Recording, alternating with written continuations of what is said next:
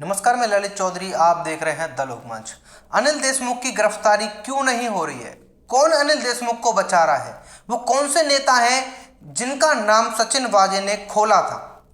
इन सारे सवालों के जवाब कमेंट्स में पूछे जाते हैं। बहुत सारे लोग वीडियोस के नीचे कमेंट्स मारते हैं कि भाई ये इनका जवाब आप लोग दो कि अनिल देशमुख की गिरफ्तारी क्यों नहीं हो रही है। ईडी को सब कुछ पता है, सीबीआई को सब कुछ पता है, उसके बाद भी अनिल देशमुख की गिरफ्तारी क्यों नहीं हो रही है?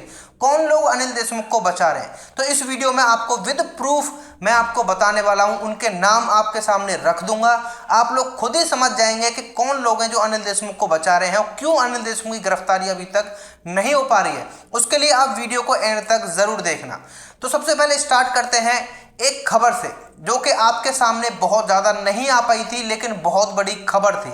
जब सचिन वाजे की गिरफ्तारी हुई थी, जब अनिल देशमुख का नाम सचिन वाजे ने खोला था, उस वक्त पर अनिल देशमुख के साथ साथ दो और बड़े नेताओं के नाम सचिन वाजे ने खोले थे और ये रिटर्न में दिया था, लेटर रिटर्न में दिया था जांच एजेंसियों को, और उसने अपने बयान दर्ज कराए थे जिसमें अनिल देशमुख के साथ साथ दो और बड़े नेताओं के नाम थे। सबसे पहला नाम अनिल देशमुख के बाद में था शरद पवार का। सचिन वाजे ने लेटर में लिखा था कि शरद पवार नहीं चाहते थे कि मेरी बहाली हो, क्योंकि सचिन वाजे की बहाली का मतलब है कि ये सचिन वाजे राजनीतिक तौर पर इन नेताओं के लिए अच्छे नहीं थे, क्योंकि वैसे ही ये बहुत सारे विवादों में घिरे रहते थे जिसके चलते पार्टियों पर असर पड़ता था, उनकी छवि पर असर पड़ता था। तो इसके लिए अनिल देशमुख 2 करोड़ रुपए दिए थे। ये बहुत बड़ा आरोप सचिन वाजे ने लगाया था। ये खबर इतनी ज्यादा वायरल नहीं रही थी, लेकिन बहुत बड़ी खबर थी।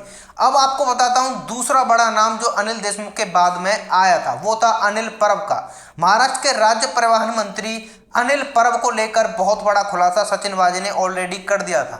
सचिन वाजे का कहना था कि अनिल परब ने उन्हें आदेश दिया था 50 कॉन्ट्रैक्टर से 2-2 करोड़ रुपए लेकर आने थे। अब सोचो कितनी मोटी रकम सचिन वाजे को वसूलनी थी, और ये सारी रकम इन नेताओं के पास में चली जाती थी।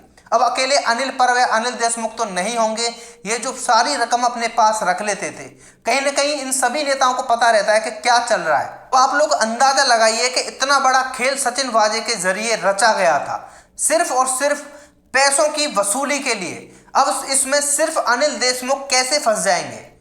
अनिल देशमुख के साथ साथ कितने नेता इसमें फंसने वाले हैं, ये बात आप सभी को पता है।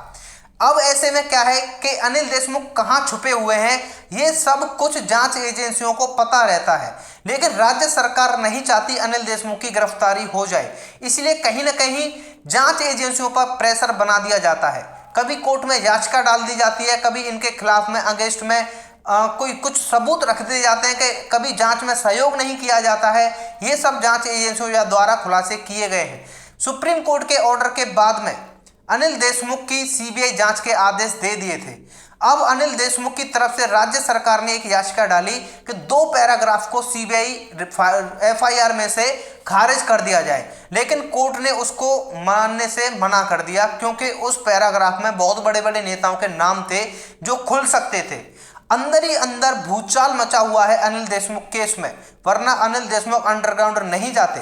अब अंडरग्राउंड गए हैं तो उन्हें कौन बचा रहा है गिरफ्तारी से, ये आपको बखूबी पता चल गया होगा। अकेले अनिल देशमुख नहीं है, बहुत सारे नेता इस वसूली कांड में फंस सकते हैं। इसलिए अनिल देशमुख को अभी बचाया जा रहा है, हर मुमकिन प्रयास किया जा रहा है अनिल देशमुख की गिरफ्तारी ना हो।